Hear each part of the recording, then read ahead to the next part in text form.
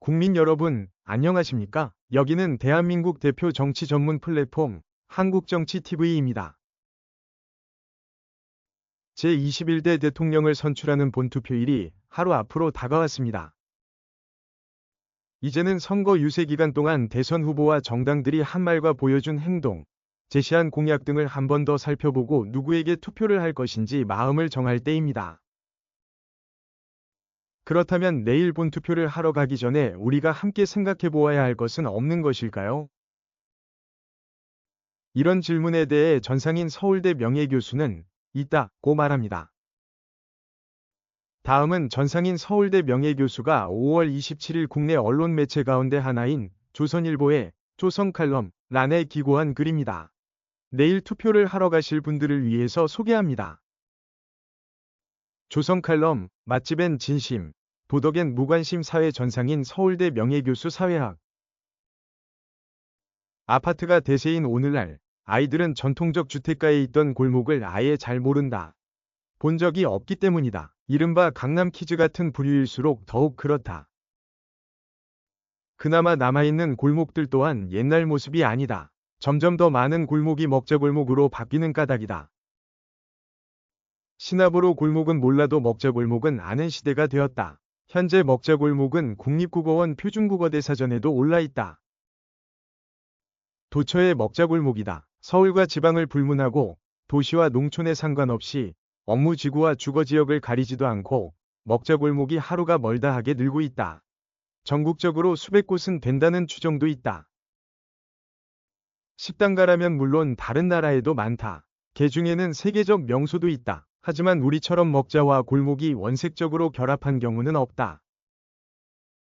먹자골목 자체가 장소 브랜드처럼 돼 골목 형태가 아닌데도 먹자골목이라 부르는 사례도 적지 않다.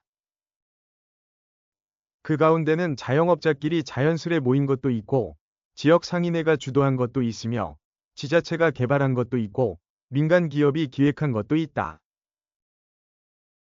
먹자골목은 외식 문화 확산에 부응하고 직접 경제를 통해 경쟁과 다양성을 촉진할 뿐 아니라 관광객 유치에도 도움이 되는 측면이 분명히 있다. 하지만 먹자골목이 온 나라를 먹자판으로 만드는 주역 가운데 하나라는 점 또한 부인하기 힘들다.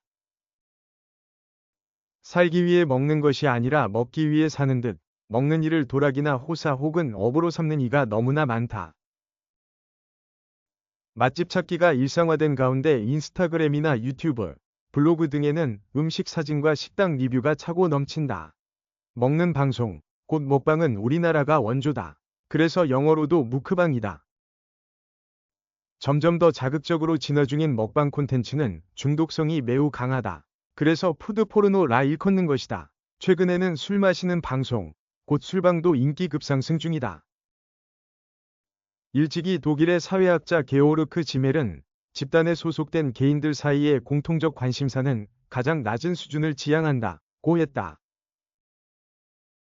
말하자면 동기나 흥미의 하향 평준화인데 이때 그가 예로 든 것이 바로 먹는 일이다. 가령 동창회 같은 모임에서는 먹는 이야기가 공통 화제로서 제일 무난한 법이다. 먹는 일은 가장 원초적 행위로서 모든 인간에게 보편적이기 때문이다. 이에 비해 좀 더 정신적인 차원의 관심사는 남들과 쉽게 공유하기 어렵다.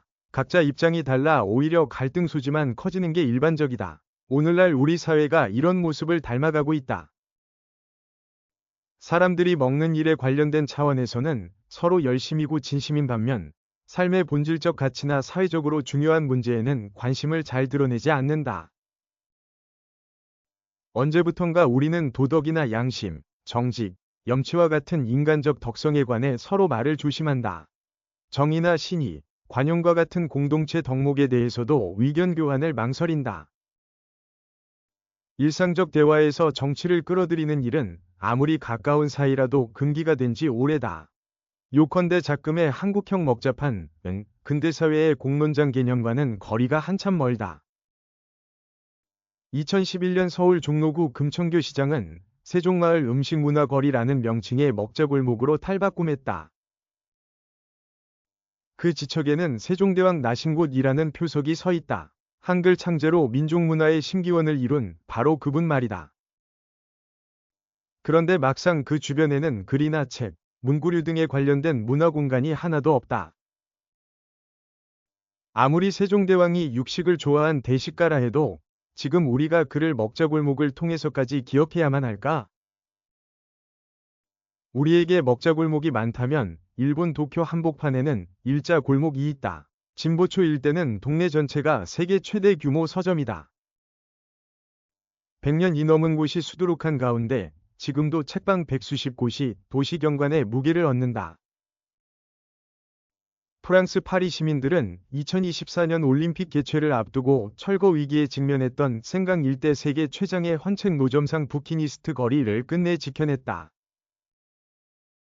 이는 서울올림픽을 앞두고 청계천 고서점들이 사라진 것과 사뭇 대조적이다. 세상사 다 먹고 살자고 하는 일이니 먹자골목을 있는 그대로 봐준다고 해서 나라가 망하는 것은 물론 아니다. 하지만 우리가 진정한 문화 강국을 꿈꾼다면 배고픈 소크라테스를 위한 자리도 생각하지 않을 수 없지 않을까. 시청해주셔서 감사합니다. 한국정치TV는 국내 최초로 탄생한 중립적, 객관적, 과학적, 불편부당한 독립정치 미디어입니다. 여러분의 구독과 알림, 자발적인 후원은 채널의 제작과 운영에 큰 힘이 됩니다.